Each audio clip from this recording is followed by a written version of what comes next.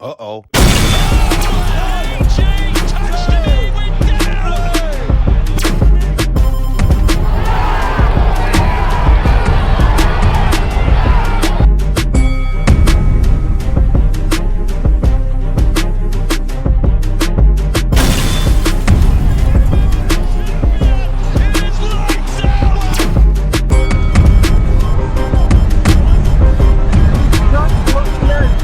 Up in her last two fights.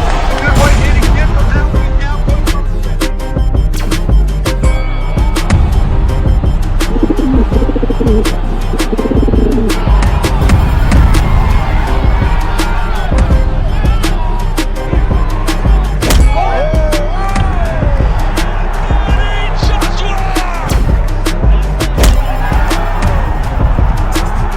Welcome to the motherfucking relay. We're covering today's top boxing news.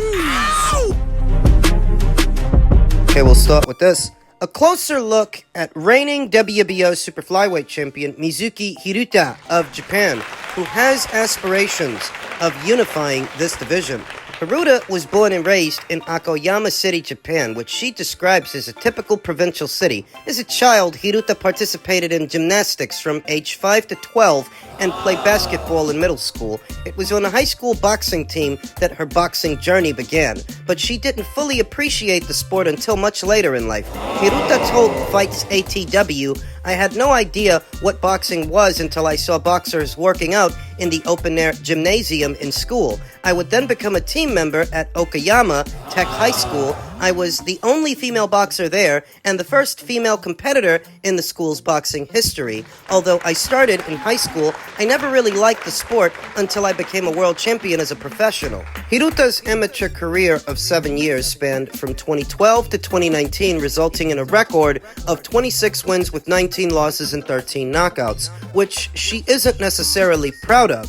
During that time, she could have joined Nippon College of Physical Education, but there was no scholarship system for female fighters at the time. So, she joined Japan's Self-Defense Forces, Japan Armed Forces. "I joined Japan's Self-Defense Force to continue my amateur career after high school," said Hiruta. "I was a silver medalist both domestically and internationally, winning my first gold medal at the 2018 National Championships at flyweight. My dream was to make the Tokyo Olympic team, so I decided to move up to featherweight to make it, but I lost to Sina Irie, who ended up winning gold at the Tokyo Games." During the pandemic in 2020, Hiruta decided to turn pro and prove to herself and those she cares for that she could be successful. She debuted in October of 2021 when the world started returning to a somewhat normal state. Hiruta admits that she enjoys it much more now because of the attention and cheering that comes with fighting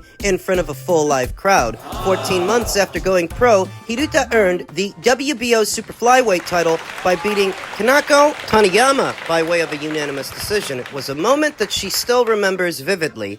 "Of course, I was happy when I won the world title, but when I was waiting for the announcement, I was already certain that I had won the fight. I just thought it was the start of a new chapter in my career, being a world champion. Does not mean I am the strongest woman in the world. I just want to be a better fighter." While in Japan, Hiruta gets top quality sparring from unified junior flyweight champion Kenshiro Taraji. Sharing the ring with a potential future Hall of Famer like Taraji is the type of work Hiruta cherishes. "I learned a lot from him. He is a very positive person and capable of anything. He just says okay to any change or condition during the training. I want to be like that." Hiruta is temporarily living in Southern California and training with Manny Robles at his gym in Southgate, California. Hiruta goes from gym to spar, but when working with Robles, there are specific objectives they focus on. "I was good at fighting from a distance, but Manny Robles is teaching me to sit down on my punches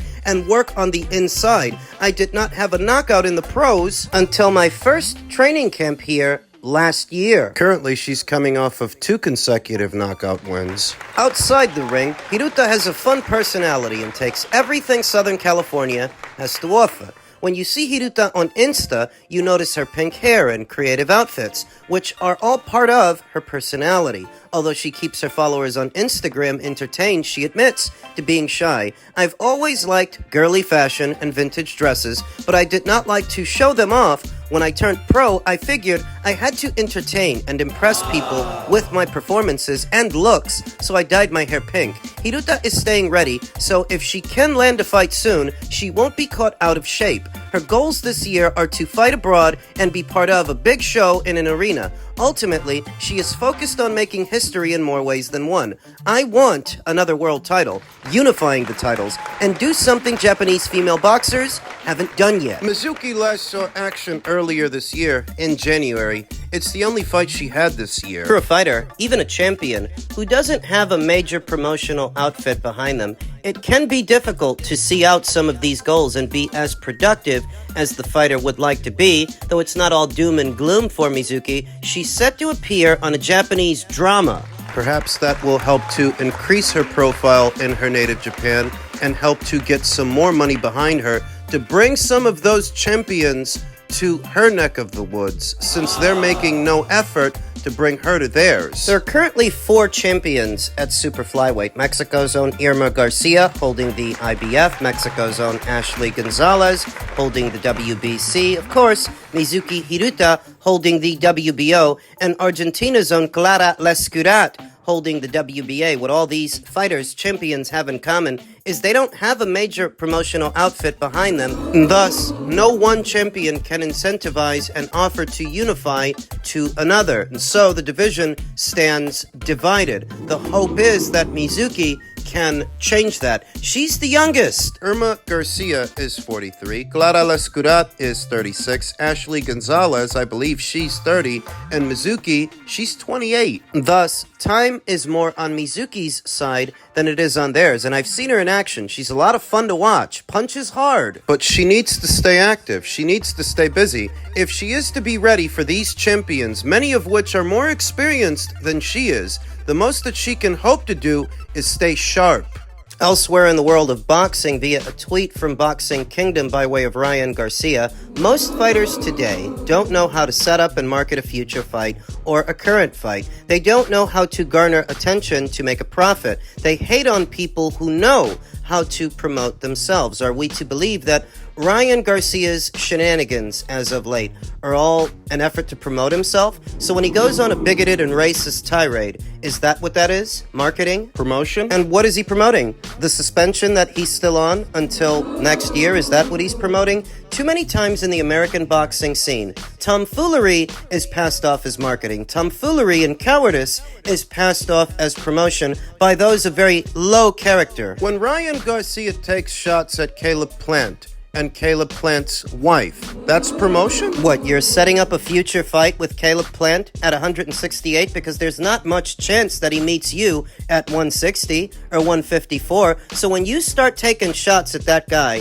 and you have an internet beef with that guy, that's promotion. Promotion for what? Not a fight, because you're not going to fight him. It's the same with Terrence Crawford when he goes on podcast after podcast making public statement after public statement tearing down Terrence Crawford. Unless you're going to fight him, then what you're doing isn't promotion for anything, and you're just an idiot. A mouthy idiot who thinks that by making a fool of himself, he's promoting something. But promoting what? Not a fight. For years now, and some decades, I have seen the misinterpretation and in many ways the misappropriation of the late great Muhammad Ali, who was an outspoken fighter, mouthy and brash, but he backed it up in the ring that if he was talking about a guy, he was talking about a guy he had every intention of fighting. When he tore down George Foreman after George's knockout win over Joe Frazier in just 2 rounds, he wasn't talking just because he's got a mouth. He wasn't talking just to be talking. He was serious about fighting him, he was serious about beating him, and he backed it up in the ring.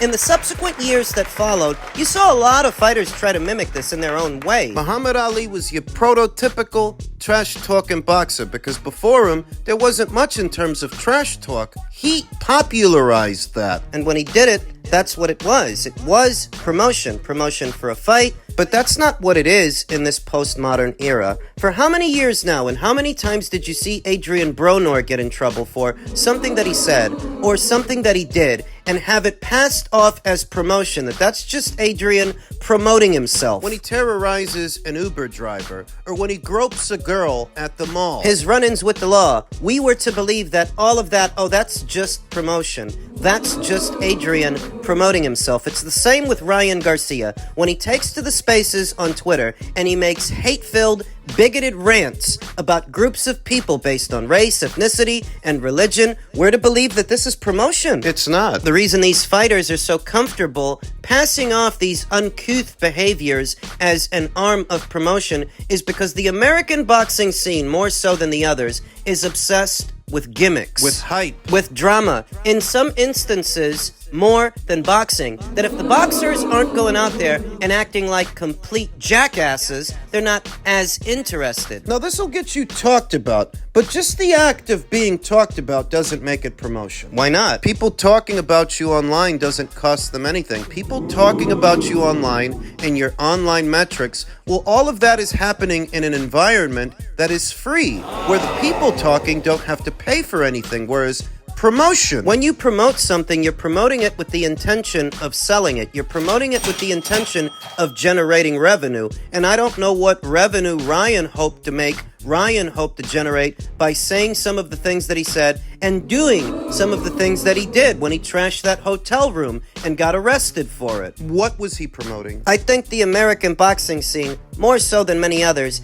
is filled with fighters that have this misinterpretation of what promotion is or what promotion is supposed to be. Now, every stupid thing you do might get you talked about, but every stupid thing you do is not an arm of promotion. Some of it is just you being stupid. Hell, when it comes to Ryan, most of it is just Ryan being stupid and hateful. Let me simplify. While it is true that the fighters, many of them, and their teams should and could do more to develop their profiles so that they can become bigger marquee attractions, a lot of that stuff that Ryan's been doing, well, that's not what that is. That's just him being an asshole. That every dickhead fighter that shoots off at the mouth isn't promoting themselves or promoting anything. Unless we're talking about a fight with another fighter that you're promoting, you're just being a dick. A douchebag. If you're in the business of selling fights, then you're in the business of promoting fights. And I don't think you're promoting a Caleb Plant fight when you go after him online, or a Terrence Crawford fight when you go after him online, a Virgil Ortiz fight. These are not people that I think Ryan is trying to fight. When I see him, all I see is a guy in his mid-20s with the impulse control of a child, of a pubescent teenager. And that doesn't make you a promoter, you're just a jackass. And while that might get you talked about, unless that generates revenue, it's not promotion. For a better example of promotion, we look over to the heavyweight division and the infamous sparring session between Anthony Joshua and Daniel Dubois that we now know was in fact exaggerated for the sake of promotion, for the sake of promoting Daniel, where the ends now justify the means since both fighters are fighting. Former fighter Anthony Fowler revealed that he witnessed Dubois hurting Anthony Joshua in sparring at Team GB. Joshua got caught with a short left hook and his legs completely went. Dubois could have hit him again and put him to sleep, but Dubois had a bit too much respect for him to finish him off. Joshua's legs were like jelly. He wanted to carry on, but Rob McCracken was like, have a little break, get your legs back to normal, and then they continued. Dubois probably could have hit him again and knocked him out, but he chose not to out of respect. Where Anthony Fowler's account of events differs from the rumor when we first heard it is the rumor was Daniel did knock him out in sparring. He cold slept him.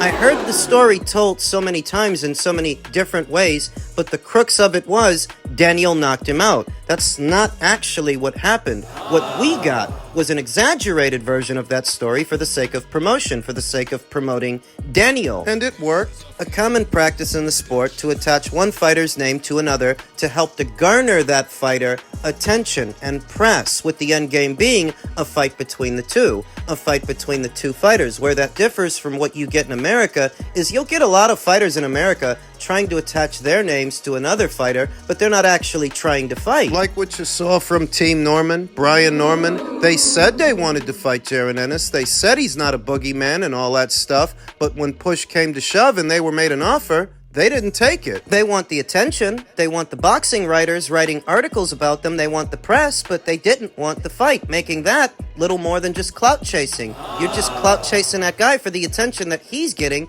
but you don't really want to fight him. Where this is different is that Daniel and Anthony are fighting. It took some time. Frank has wanted this for a while. That's why Frank tried to move Daniel so fast. Duplicate what Matchroom did with Anthony Joshua by trying to match Daniel Dubois the same way, but when he put him in there with Joe Joyce, we know what happened. A hiccup. Frank wanted this, though, because of the marquee value that Anthony Joshua had amassed in a short while after going pro from the amateurs into the paid ranks. This was a guy who was worth a lot of money, and Frank, for a long time, wanted to match his boys against Matchroom's boys, and so, here we are. It's not clout chasing. It was all done with the intention of making a fight. That's promotion. That's what promotion is. You have to be promoting something with the intention of selling it. So when they exaggerate about this sparring session, when they embellish certain details of the story, it's done with the intention of selling Daniel so they can eventually sell you Daniel versus Anthony. That's promotion. As far as the sparring session and what took place many years ago, I don't think much of it because things happen in sparring. They happen all the time with more familiar faces and fighters than you might think. It's common. On the premise of a sparring session that took place many years ago, should we go with Daniel to knock out Anthony Joshua? It's certainly a possibility. It could happen. The heavyweight division is a more spontaneous weight class than all the others because everybody there is one punch away from being knocked out. So you shouldn't write off Daniel completely. When a guys are that big, they ain't gotta hit each other but so many times to hurt each other or stop each other. It is a distinct possibility. So if I'm sticking to my guns and I'm going with Anthony Joshua to win the fight, it's because in spite of Daniel's hot streak, beating Jarrell Miller and beating Philippe Hrgovic defensively, he's still lacking. Still doesn't move his head. If you try to give Anthony the bum's rush that you gave Philippe Hrgovic, the difference between Philippe and Anthony is Anthony has better range of motion. He's more athletic. He's got faster feet with faster hands. If Philippe could land that many straights, that many rights down the pipe on Daniel, surely Anthony can too because he's faster. And unlike Philippe, he'll give himself room to work. Create space. Use the jab to set up the right. Acknowledging that Daniel Dubois does stand a chance, and he is dangerous. He is a credible threat. I still like Anthony's chances. Gym stories and all, that was a long time ago. A lot of time has passed, and a lot of experiences have been amassed to where I still think Anthony gets Daniel. Convenient that Anthony Fowler should just now come forward with this when these rumors have swirled for many years, and we are just now getting this eyewitness account of events. It all lends itself to the promotion being the theme of this conversation. It creates an air of spontaneity to where anything can happen, and the paying customer is telling themselves, I gotta see this, because it's not a foregone conclusion that one guy wins. It's a good fight. But like I've said in several videos, the number of right hands that Daniel absorbed at the hands of Philippe Hrgovic, the number of right hands that Philippe was able to connect, I'd wager that Anthony can land that many right hands, except he won't have to, because he's going to land harder and get Daniel out of there. It's gonna knock him out.